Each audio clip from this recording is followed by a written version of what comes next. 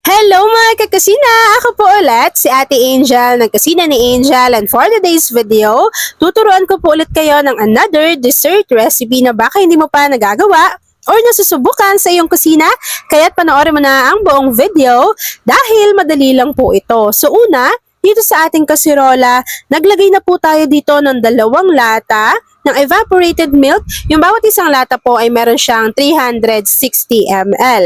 After adding ng ating evaporated milk, naglagay na rin po tayo dito ng 1 can or 390 grams ng condensed milk. Kapag napagsama na natin yung evap pati yung condensed milk, haluin lang po muna natin to, and take note na hindi pa po nakabukas yung apoy sa ating kalan. After nun, naglagay na tayo dito ng 1/3 cup ng buko pandan powder. So, ito yung nabibili sa palengke. Yung ginamit ko po ay yung Enjoy na brand. So, 1/3 cup lang yung ginamit ko. Tapos po, hinalo ko lang po ulit ito ng maigi para ma-dissolve ng maigi yung ating buko pandan powder. After nun, naglagay na rin tayo dito ng 3 tablespoon ng cornstarch, and make sure na tutunawin natin ng maigi yung ating cornstarch. Bakit nga ba tayo dito naglagay ng cornstarch? So, since hindi tayo gagamit ng all-purpose cream, cornstarch yung gagamitin natin para ito po yung magsisilbi para mas maging makapal yung consistency ng gagawin nating cream mixture. So, after adding ng ating buko pandan powder pati yung ating cornstarch, tutunawin lang po muna natin ito ng maigi. Kapag napagsama-sama na natin yung mga ingredients dito sa ating kasirola, pwede na po natin buksan yung ating apoy sa ating kalan over medium to low heat. Tapos po, lulutuin lang natin yung ating buko pandan mixture, and gusto natin dito yung medyo kumakapal na yung kanyang consistency.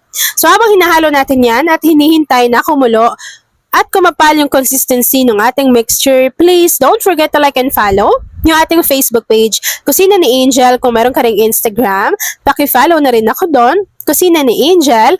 At kung gusto mong matuto pa ng iba pang mga recipes o kaya naman gusto mong mag-share ng mga niluluto mo everyday, pwede kang sumali sa ating Facebook group.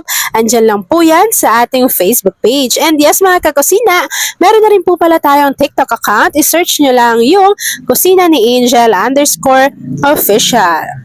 At ayun na nga mga kakusina, kapag nakuha na po natin yung ganitong consistency, hindi siya ganun karani and hindi rin siya ganun kakapal. So yung ganitong consistency, okay lang yan kasi maya-maya po kapag inassemble na natin yung ating dessert, medyo kakapal pa yan kapag medyo lumamig na yung ating mixture. So this time, off na po natin yung apoy sa ating kalan at ready na tayo sa pag-assemble ng ating dessert recipe.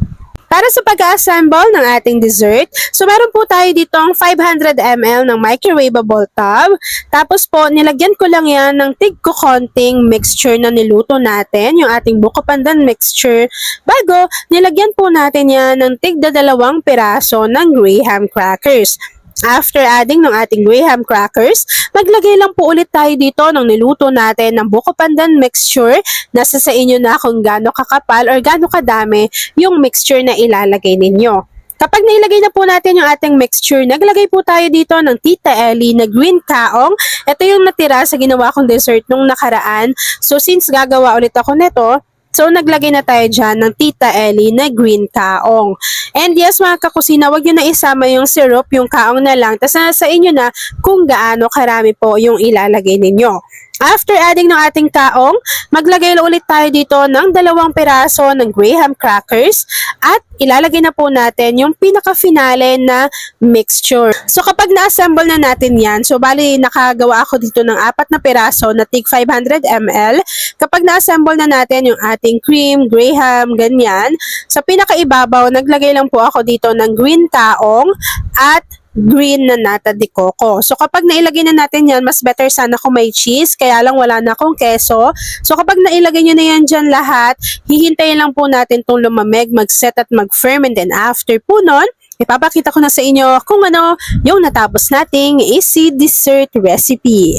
At ayun na nga mga kakusina, kapag lumamig na po yung ating dessert recipe, pwede na natin tong i-enjoy. At ayun na mga kakusina, tapos na po ang ating buko pandan, graham dessert. Kung nagustuhan mo yung ating video, please like and share this video. At kung hindi ka pa nakakapag-subscribe sa aking YouTube channel na Kusina ni Angel, please click subscribe button. Click mo na yung notification bell. Click all para lagi kang updated sa bawat ina-upload kong mga videos. At kung isa ka din pala sa dessert lovers, say hi Ate Angel sa ating comment box section. Yan lang mga kakusina. Thanks for watching and enjoy this video!